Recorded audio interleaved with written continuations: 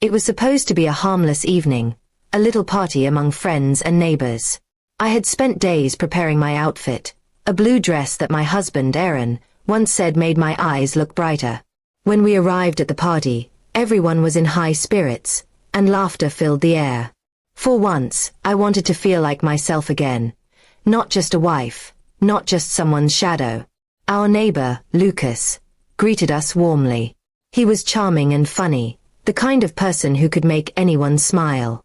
When he complimented my dress, I laughed and thanked him, not thinking much of it. But I noticed Aaron's jaw tighten, his eyes darken just a little. It was the first sign of what was coming. As the night went on, Lucas and I chatted about harmless things. The neighborhood, his new job, the weather. He even teased me about my cooking skills from the last community dinner. Aaron, however, kept glaring from across the room. Every time I smiled, he seemed to grow colder. I tried to ignore it, but his jealousy was like smoke filling the air, invisible but choking. When the music started, a few couples danced. Lucas jokingly offered me his hand. "Just one dance," he said. I hesitated, glancing at Aaron, who was already frowning. "It's just for fun," I told him softly, but he didn't answer.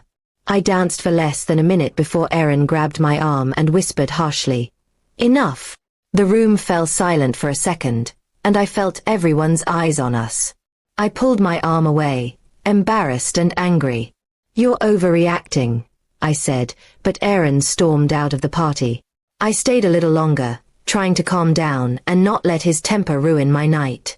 Still, I left early, expecting to find him waiting for me at home so we could talk things through. But when I arrived, the house was dark, and locked from the inside. At first, I thought he had gone to bed angry, so I knocked softly. No answer. I called his phone, but it went straight to voicemail. When I checked the door again, I realized something strange. My key didn't fit anymore. Confused, I tried again, but it was useless. He had changed the locks. My chest tightened. I called him again, then again, but still nothing. Finally, a message appeared on my phone. Asterisk, "You wanted freedom? You've got it. Don't come back." Asterisk, I stood there on the porch, shaking. All my things, my clothes, my documents, everything, were inside that house. And I had nowhere else to go that night. I went to my friend Clara's house and stayed there. I cried quietly on her couch, feeling humiliated and betrayed. I hadn't cheated. I hadn't done anything wrong. I only wanted one evening to laugh, to feel noticed.